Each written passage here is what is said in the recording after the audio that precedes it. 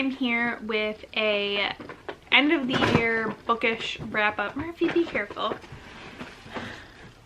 Oh my gosh.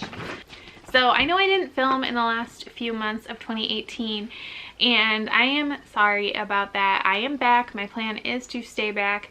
I did post a life update on my personal channel, so I will link. There's always a link below to that channel if you want to check it out.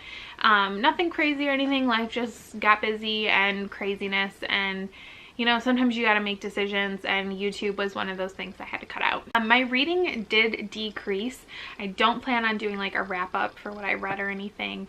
It'd just be too complicated, I feel like, for me to actually do that. But I did think I could do this video, so it was just kind of like a wrap up on the year overall. Plus, I made a point of tracking my reading more specifically this year, inspired by Sam.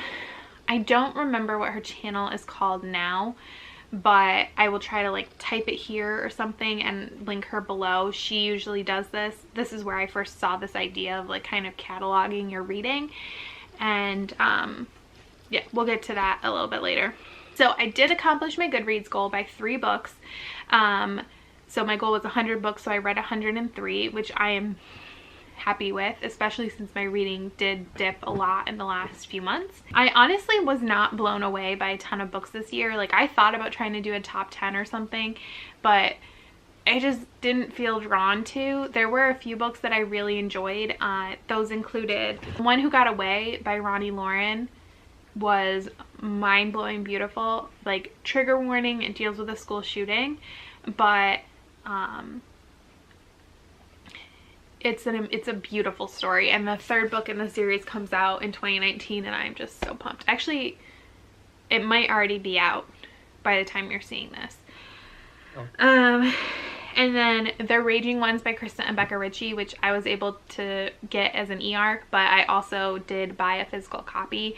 That was a really, really good book. It was something different for them. It's young adult and it's traditionally published, but it was a really good science fiction YA. I found some new authors that I really like. Ronnie Lauren, of course. I've only read 2 of her books. I feel horrible. I'm reading a book by her right now, actually, and I'm really loving it, and I'm just like, she does have a backlist, and it's like taking everything I have not to just buy all of her books and read all of them back to back, because her writing is just beautiful. I'm like obsessed with her, and I follow her on Twitter, and I feel like not enough people like interact with her, and it makes me so sad when I see her post and it has like no likes, or it has like 2 likes, and I'm just like, how do people not love her? She's amazing. And then Shannon Stacy. So I had heard about Shannon Stacy for years. She writes contemporary romance, and I've heard of the Kowalski Brothers series, like, oh my gosh, forever. And I've just never read her books. I've just never committed. And then one of her Boston Fire books was up on NetGalley, and I requested it, and I fell in love with it, and I proceeded to get the books from the library. I was approved for the newest book in the Boston Fire series called Flare Up. It comes out in February, I think. I read it. It's very, very good. I highly recommend the series, and I do need to check out her other books. She is another one. I have not actually gone into her backlist outside of the Boston Fire series, so I do need to read those, and I will. I'm trying to be nice to my pocketbook, but I really like her, and she's really awesome. She's a great Twitter follow too, and she responds to me, and I love that. Like, she tells funny stories about like her kids and her husband, and she likes hockey, and I just really like her. So like I said, I did track my reading a little bit more specifically, so I'm just going to like record my computer screen and kind of go through some of that. Hopefully that'll work. We'll see. And I'll see you in a little bit. My face again. So this was like the source page for my data. So I captured the title, the author, author's gender, rating, genre, subgenre, format, the source where I got the book from, the publisher, if it was a series or a standalone, if it was a new or a reread, if I reviewed it or not, if I did review it, how I did it, like blog, YouTube, the number of pages, and the year in which it was published. This is kind of like the breakdown of the books that I read by author's gender.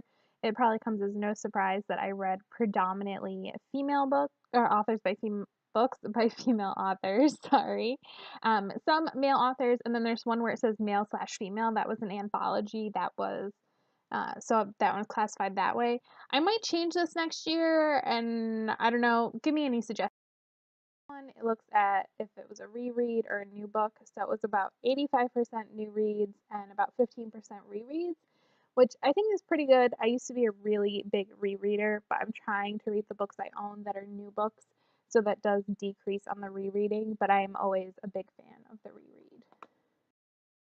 So this one shows the book format. So I have ebooks, which is the highest, which I think is kind of surprising, but I think it's because of library and NetGalley. And then mass market paperbacks. And then audiobooks was actually around the same as mass market. And then hardcover, trade paperbacks, and just regular paperbacks are kind of just like random. Mass market paperback is a lot of my romance, so I'm kind of surprised that one isn't a little higher. This is by publication. So these are just straight up years. So 2018 is obviously the biggest, and then 2017. My books go back as far as 1987, and then I do have one 2019 book in there because I read Flare Up, which, like I said earlier, comes out in 2019. I think I might try to like cluster these more next year to see if there's like any kinds of trends, but it's still interesting to. Sorry, this is really small, but this is a breakdown by genre. And this I might kind of play around with next year to see if I should do different types of genre breakdowns. But romance is no surprise as being my biggest one. And then other after that, I also had a good chunk of young new adult. That's that blue. YA was kind of small. That's like that orangey color. But no surprise that romance in the red is the highest. Finally is my ratings, and apparently I had a couple 4.5 stars, but no other 0.5s, so that one's kind of weird. Mostly I gave 4 stars, which makes sense to me. There was, I think, a couple 5 stars and quite a few 3 stars, and then 2 stars is pretty low. I don't think I've ever given a book 1 star, and I don't DNF anything, or I didn't put DNFs on here. Let me know if you think I should, though. So that is my 2018 reading year in review thing. So thank you so much for watching. If you have any questions, comments, you want to tell me anything about your year, if you have any book recommendations, anything like that, feel free to leave that down in the comments below. And thank you so much for watching and having patience with me. And I will see you next week. Bye.